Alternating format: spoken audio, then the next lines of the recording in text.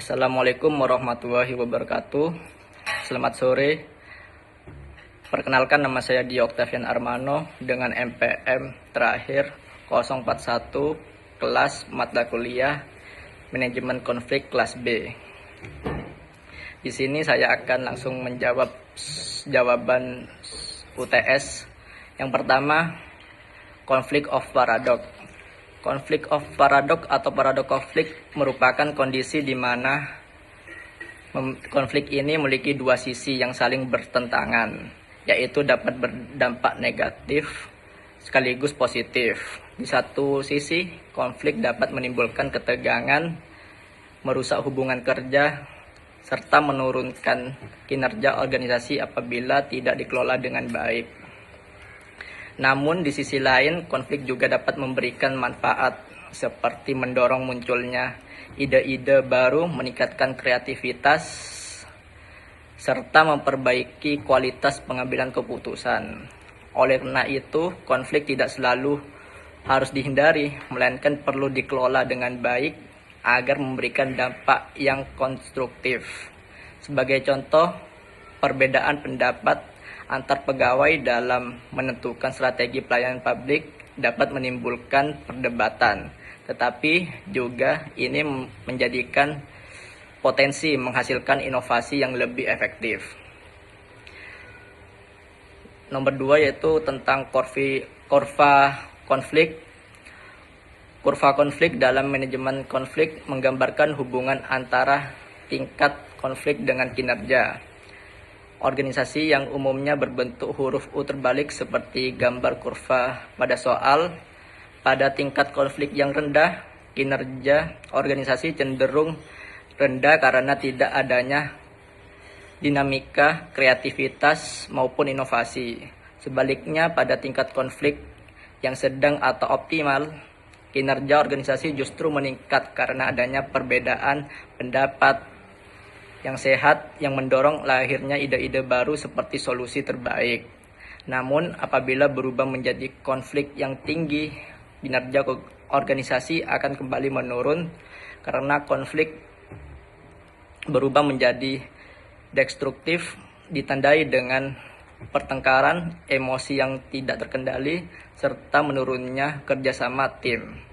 Contohnya yaitu dalam instansi pemerintahan, tidak adanya konflik membuat pegawai bekerja secara monoton. Konflik yang sehat memunculkan inovasi pelayanan publik, sedangkan konflik yang berlebihan justru menghambat pekerjaan dan merusak suasana kerja. Selanjutnya, soal nomor 3 yaitu tentang intervensi pemimpin dalam konflik.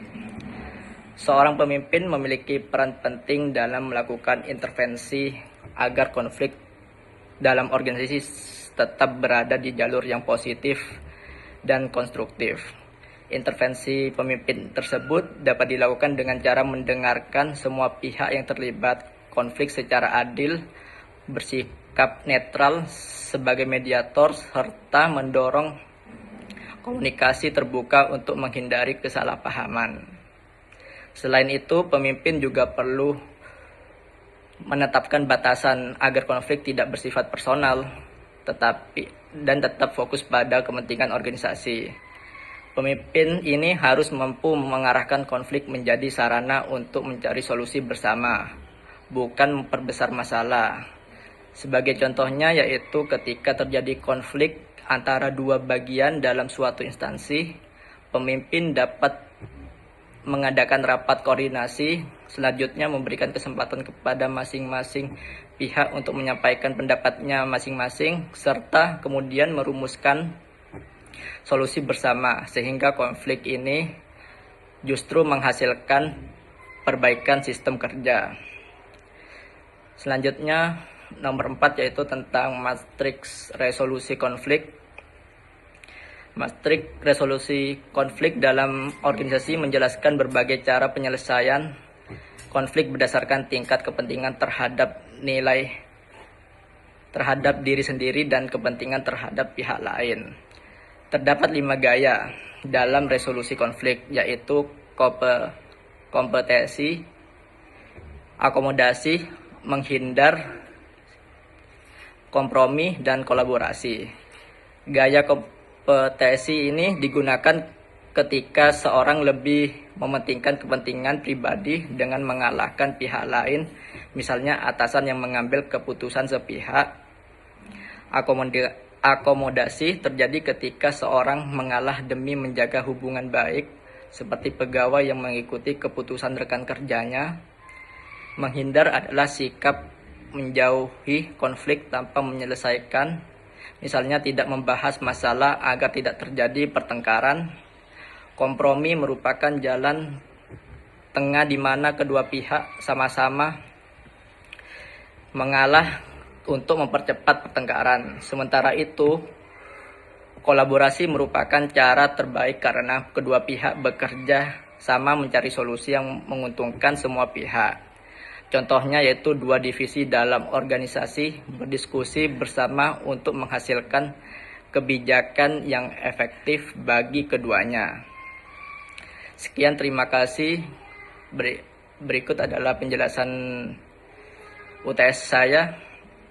Mohon maaf apabila ada kesalahan. Wassalamualaikum warahmatullahi wabarakatuh.